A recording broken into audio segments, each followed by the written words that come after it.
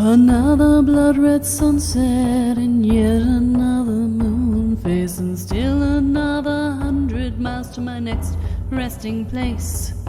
Driving down the road, eyes on the horizon. Within my car, I'm all alone, but feeling good and feeling strong, knowing that this path I'm on brings me to myself.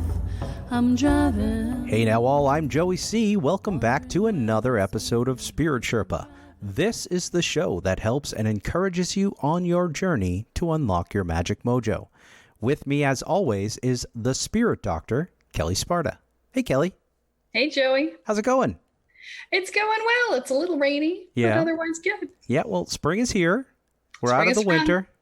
That's it. Exactly. We're in the slide into the warmth of summer, and you are going to have your first summer in the warmth of Yes.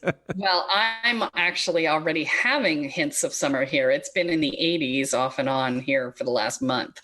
Ha ha. No, that's okay.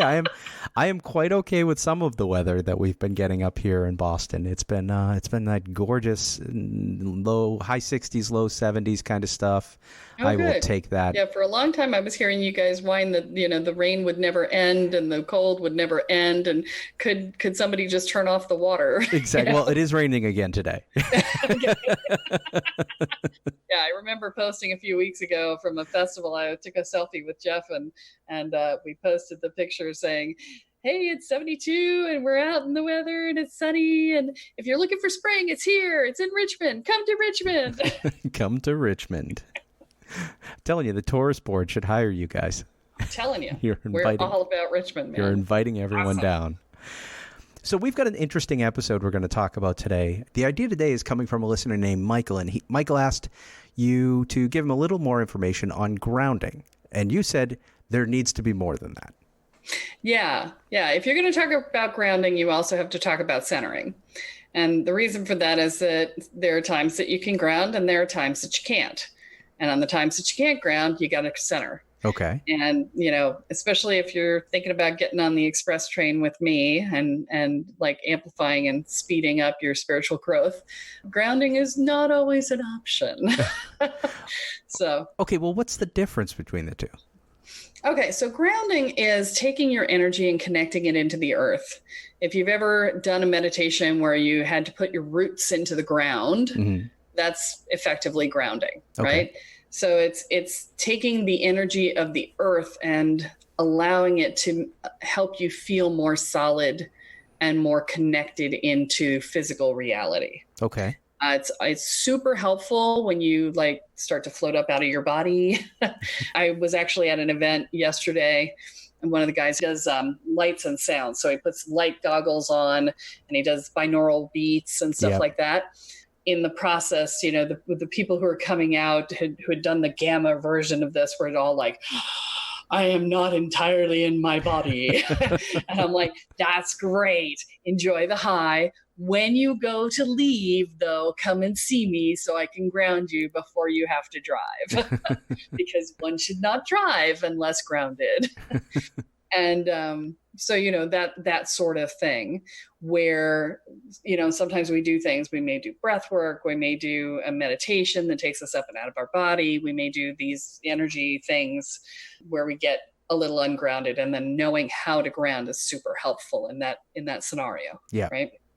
And it's also helpful if a lot of times, you'll feel like you got the rug pulled out from under you. Yeah. In those moments, it's super helpful to ground as well. Okay. Yeah. So that's grounding. Yeah. And to ground, it's very simple. Just close your eyes, put your feet on the floor, and just see roots coming out of your feet into the ground. Okay. And just pull the energy of that ground up into your body, cycle it up to the top of your head, cycle it back down your body and into the ground again. And you're just creating a circuit with the ground and your body. Okay. And that will ground you. Okay. Okay. Super simple technique. Perfect. So what's centering? So centering is what you do when you can't ground. Now, why wouldn't we be able to ground, you may ask? Well, if you happen to be on a spaceship, you're not going to be able to ground. Okay. Okay. Not everybody goes on a spaceship. So, but I'm just talking to you astronauts out there. If you're on a spaceship, don't try and ground. You got to center. But then there's a lot of reasons why we may not be able to ground in a given moment. If you're moving, moving by definition is pulling up your roots so that you can move to a new location. It is completely inappropriate to try and ground when you're moving because it's going to be conflicting energies in your energy field. Okay. So if you're moving, that's not going to be a good time. If you are doing a massive amount of spiritual growth all at once, grounding becomes very difficult. And I put it to you this way, and I said it at the beginning of the episode. When you are on a really fast path of spiritual growth, it's like you're on the express train. Yeah. And literally you're like screaming along at like 90 miles an hour and you go, okay, I need to ground. And that's like taking a piece of rebar and shoving it through the bottom of the train and trying to stick it into the ground. You're going to get dragged through the train trying to do that because it's not designed to work like that. Okay. When you think of centering is the process that you do when grounding is an option. Again, if you're on an airplane, don't try to ground. Okay. These are other things. For those listening to this podcast on an airplane, don't grounding. try to ground. No grounding. No roots. No grounding. Grounding bad. Yeah. So what you want to do is you want to center. And centering means bringing your energy into the center point of your body, which is right around the solar plexus. Okay. And you're not actually going into the solar plexus chakra. You're going into the center of your being. Okay. Okay. So this is not about the chakra. This is about actually the center of your being. Yes. Okay. And basically you're looking for your center. And anyone who's done martial arts will recognize the center of gravity, right? So if you want to be at your most nimble and your most ability to react and respond and not get flipped over in martial arts, you have to know exactly where your center of gravity is and stay on it. Right. This is the same thing from an energetic and emotional state as that. Okay. Right. So you're looking for your center, the place in which there is a sense of calm and a sense of oneness with yourself. Connection can be found without, as in on the outside, or it can be found within. When you connect without, as in you connect to Mother Earth, or you connect to the universe through your crown chakra, or you connect to another person, then you're finding your connection through that point of connection, whether it be through your crown or your root or through your heart chakra or however it is that you're doing that. When you connect to yourself, you're actually connecting to all that is, but you're connecting to it through the fact that you are already connected to all that is. Okay. And that you are all that is, right? It's the center point in your being. That center point is the all that is. But when you find the right spot, when you come to that place of centering, you're going to feel like you just are, and you just are with everything. That's what centering is. So one of the things that I've written as part of my spiritual journey somewhere along the line is a poem called The Roller Coaster of Enlightenment. And it really does reference centering in a really lovely way. And so I'm going to read that to you now. Excellent. Here I go again on that uphill climb towards enlightenment. I've followed directions. I've packed my spiritual duffel bag firmly beneath my seat. My fingers, hands, and arms are safely inside the car, and I'm trying to be patient and fearless as the car clack, clack, clacks up the hill. I've stepped onto the path and pressed the safety bar of faith firmly in place. No turning back. Now there's nothing left to do but wait and see what awaits me on the other side of the hill. Nearing the top now, the adrenaline is kicking in as things fall into place and life speeds up. Here I go, downhill at Mach speed, screaming, whee, to remind myself that I'm not afraid. This is fun, right? Oops, almost forgot. It's much easier and less bumpy if I just let go. That was awesome. That was so cool. And I really wish for everybody listening that they could have actually seen the performance of that from you physically, which was wonderful. But yeah, because, when you're on a roller coaster, if you don't put your hands up in the air, you get banged around a lot. Yeah. The hands allow you to balance, right? Mm-hmm. So if you're holding on, trying to control things, you're going to get banged up. If you're not, it's easier. So we've now talked about centering versus grounding, when to use one versus the other and why. Mm-hmm. And you've even given us a couple of examples on how to do that and sort of the process that we would go through to do that, as well as done a dramatic poem reading. So what more is there to talk about in this particular topic? Well, yeah, that's basically it, Joey. It's really a very simple topic. And as you and I talked about before we got on to the podcast today, I picked a shorter one because we have so many listener questions and I wanted to have time to get to them. Awesome. So, I picked one that was a question that one of the listeners had asked, and that too would be shorter time frame so that we could get to those listener questions. So just so you guys know, I'm super excited to have your questions. I'm so thrilled that you guys are sending them in. Please keep them coming. We've got a few more listener profiles coming up. Yep. So I'm excited for that too. Yeah. So yeah, we've got so much cool stuff coming up for you guys. I can't even tell you. Well, speaking of Michael, who gave us the idea for this episode, he also gave another question, and where he said, do you have any thoughts on general lifestyle guidelines for optimal spiritual connection? I'm thinking any little puzzle pieces such as habits that contribute to balance or lack thereof from your perspective. So it's a great question. It's a really broad question. Right. But balance. So the thing that I want you to keep in mind first is I want to define balance for you, because balance people think of as like there's a board with a round thing in the center and you're trying to keep the two sides even, right? That's not actually balance. That's you trying to juggle. Balance actually comes from sitting equally on both sides of the teeter-totter at the same time. Okay. And having it not be a paradox. Okay. Okay, that's where true balance comes from. So sitting fully in the masculine and fully in the feminine at the same time. Instead of it being fighting one side over the other to create this false sense of balance, it's about actually existing on both sides equally at the same time, and not really a battle for balance, but an expansion of yourself to cover the whole. Exactly. We live in duality. And the reality, quote unquote, that we buy into on this planet is a duality reality. But you don't have to exist at that level. You can exist at the level of existence, which says there is no good and bad. There is no right and wrong. There is no up and down, black and white, in and out. There just is experience. Right. Everything just is without judgment.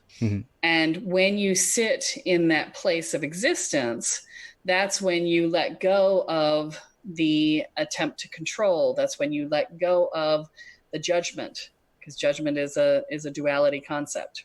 That's when you can just be with what is and find yourself there. And when you don't fight it and you flow with it, it often moves faster and further than if you were to fight against it, because in fighting against it, it's sort of like, Brer Rabbit and the Tar Baby.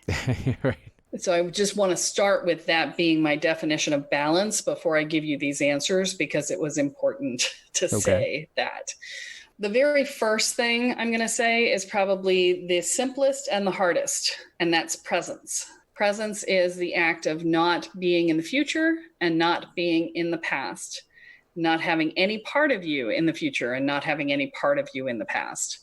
Being entirely in this moment right now, present to what is, not afraid of what might come, not being unhappy about what came before, but being with what is now. Yep. And that is both the simplest concept and the most difficult for most people, because the vast majority of us live somewhere else other than right now. Okay. The vast majority of us live in a desire to be into the future that we're imagining, or running away from the past, or being angry about the past that has been, or being maudlin about it and, nostalgic about it, and spending all your time going backwards, right? Mm-hmm. So whether it's positive or negative, if you're in the past, you're not here. Right. Not to say that there aren't times to do that. Mm-hmm. I recently went to Friends School to receive an award from my mom, who had passed away in 2010.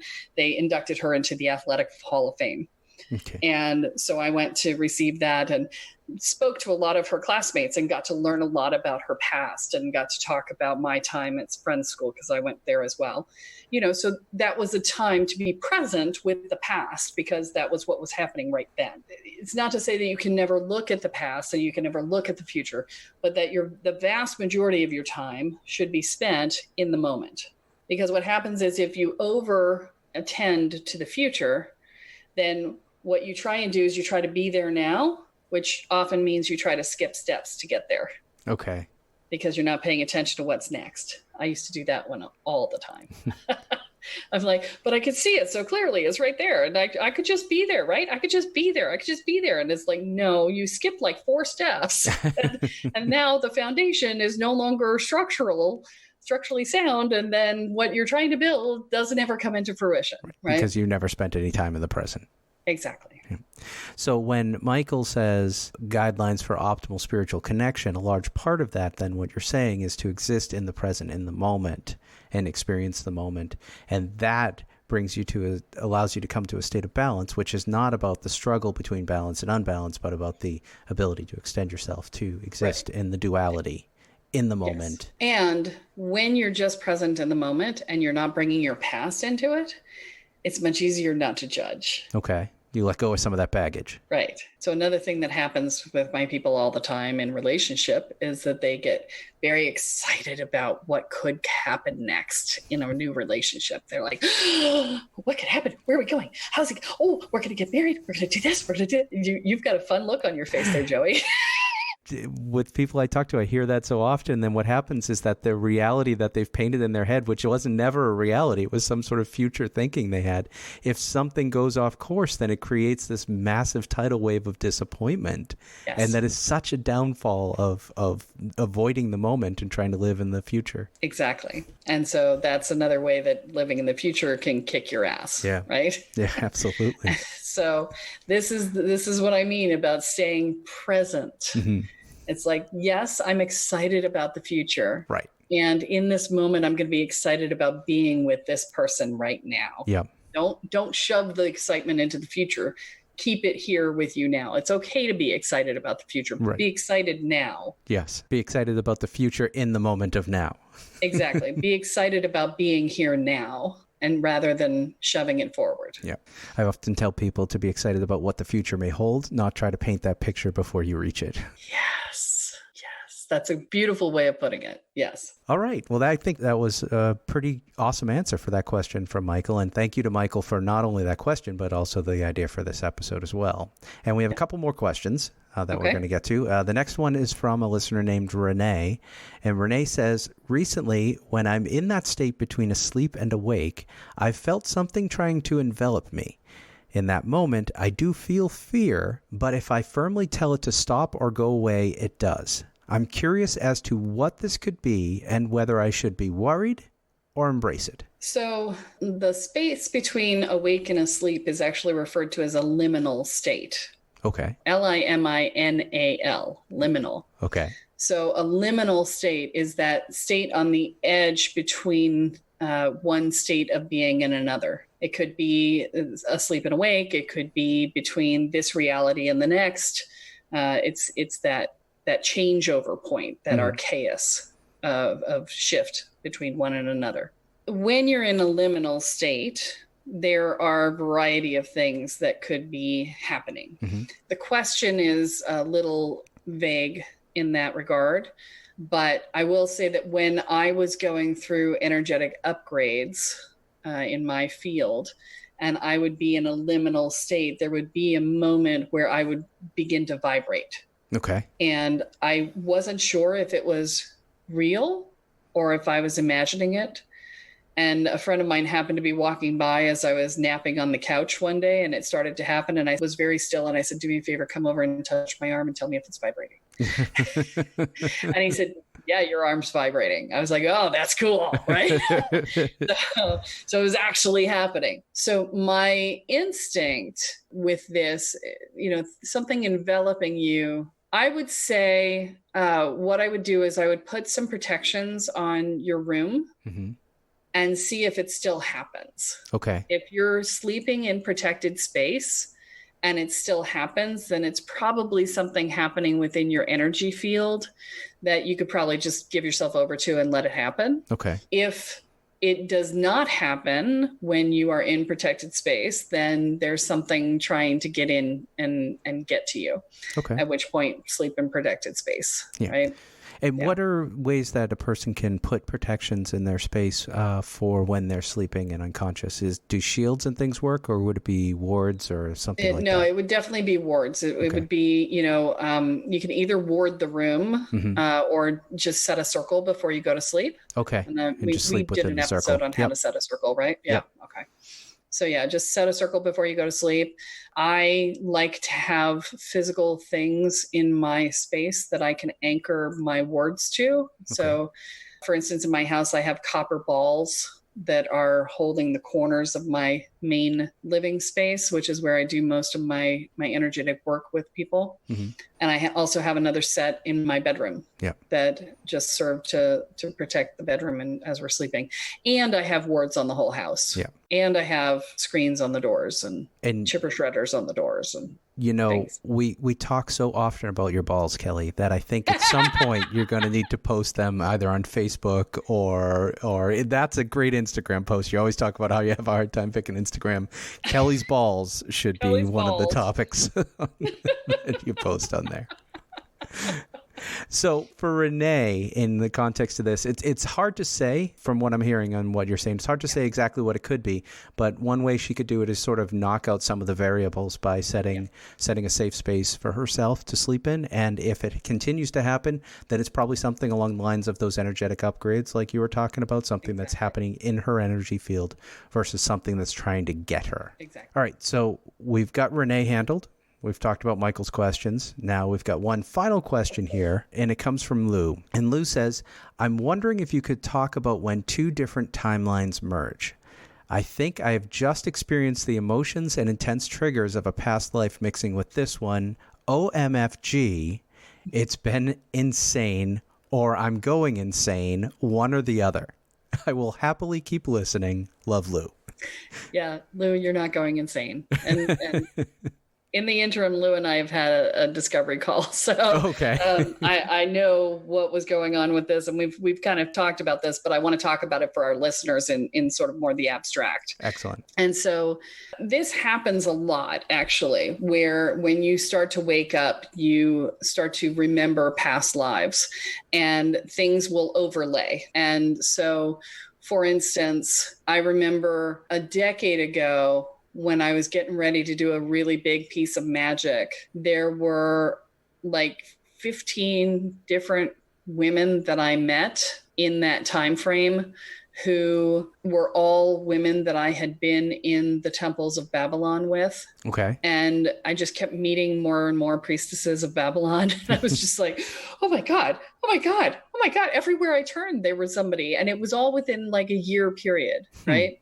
And I haven't met any since. And I hadn't met any before, Well, no, I had a couple of that I knew before, but the awareness just got raised in that moment. And I think it's because I was actually reading The Red Goddess, which is about Babylon, the goddess. Okay. I think that's what triggered it for me, because as I was reading it, this past life came back to me. And as the past life came back to me, all these people got drawn into my sphere. What ended up happening is that I ended up doing this ritual with 4 of us who had all been in the temples of Babylon. And we actually reenacted one of the rituals from that temple as part of the magical working that we did. Whoa. And so, sometimes the merging just really comes together and it overlaps and it happens, right? And then other times it's just like, you walk into a party and somebody turns around and goes, "Oh my God, how are you? I haven't seen you since the Crimean War." And, just like, yeah, I remember you. That was awesome, right? When you bring a challenge from a past life forward, we've talked about this in the past. When we talked with Andrea, we talked about her having the past life stuff, right? And that can come in and overlay this life, right? Anytime you have an experience of a past life that's challenging, it can impact this life. I mean, I have had the other friend who couldn't push the publish button on her website because she remembered being killed for her gifts and it was still impacting her. That's exactly what happens. And so sometimes you'll have that happen in a way that there are two people coming together who both have memories of the past life, whether they're conscious or unconscious memories. There's dynamics from a past life that are triggered. And so that can be its own thing. And when that happens, the key is to try and separate this life from the other life so that you can go, okay, what is this life and what was then? And how do I resolve what was then so that it can stop impacting this life? Okay. So whether the resolution needs to be, I need to get forgiveness, or I need to forgive someone else, or I need to let go of my anger, or I need to, do some act of contrition, or, to feel like I need to pay something back, or, whatever it is, how do you do that? I remember meeting someone and having an instant past life memory of us being together in a previous life, and of me standing over him. And I was a child. I was like 6 or 7 years old, and I was a little boy, and he was a grown man, and he was laying down on this slab, and I was standing over him with a knife and being, having to sacrifice him for something at his request. And I just was like, whoa, that's some weird ass shit, man. I was just like, what the hell? And there was great love between us. And, there was still great love between us when we met in this life. Sometimes that's just the way it goes. Yeah. Interesting. All right. So Lou is not going insane. No. This is the kind of stuff that we can see happen quite regularly with a lot of us. Kind of scarily so. Yes. So if you're out there in listener land and you're having past life issues, you are not alone. And if you're out there in listener land having past life issues, or have questions about past life issues or anything else, you can email them to Kelly and we can get them onto an episode or something like that. Or it could result in a discovery call like it did with Lou when you got the question from her. Absolutely. Sign up for a discovery call. We can talk about it. And you can email Kelly and with questions, suggestions, anything about Spirit Sherpa by sending her an email to Kelly, K-E-L-L-E @kellysparta.com. And that's where Michael had sent his stuff, and we got an episode from him and a couple of questions and some questions from some listeners. And some of those questions even came from your Facebook page as well, right? Yep. Yeah. I got a question through Messenger, and I'm getting them from all different angles. Some people are sending them through Instagram. I did turn on my notifications for Instagram, so I now know that they exist, and which I didn't before. I'm not very good at Instagram. I'm trying. So. Well, there you go, folks. So you've heard it here. Kelly likes getting it from all different angles, and she wants you to give your questions, your comments, everything in all of those different forums, and really, that's a good thing. Joey, I swear you can make anything I say dirty. I did nothing of the sort, Kelly. I get I am shit so off camera innocent all the time for saying things that I don't intend to be dirty, but they are all the time. And I don't think it's me. I think it's Joey. I am the innocent one. I am the absolute. You guys gotta help me out here. Which one is it? Okay. Anyway, with your questions. As well, we want you to, wherever you're listening to the show, subscribe and rate let Kelly know what you think about the show, and along with those ideas you have for the show. And also, we talked about the discovery calls. You can do that on kellysparta.com, but you can also sign up for Kelly's mailing list on kellysparta.com as well, where you can get all kinds of really cool information, updates that Kelly's put out there, as well as maybe some information about classes or things she's got scheduled that you can take part in. Absolutely. Michael actually asked me another question that we're not answering on the podcast today, because he asked me about how to look at things happening in the world right now. And since I try to make this podcast a little bit more evergreen than that, even though we're talking about seasons and whatever, I told him, I said, subscribe to the mailing list, because that's where I tend to talk about what's going on in the world right now. And so if you want that level of stuff, then do the mailing list, because that's where I'll talk about that. Excellent. Now, we were all over the place in this episode, Kelly. I think we hit on a bunch of heaven. Yeah, it was kind of cool. It was kind of like, ooh, something shiny, and we bounced around and we talked about a bunch of different things.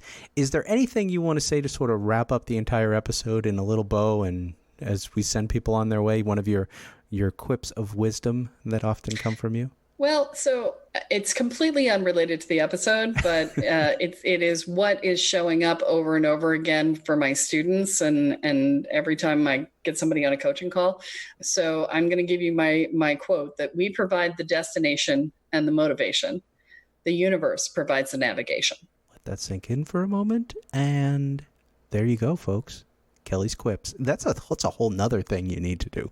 Kelly's quips. Kelly's quips. All right. That is all that we have time for this week, folks. Be sure to join us next time as Kelly adds another chapter into your beginner's guide to energy, magic, and the spirit world.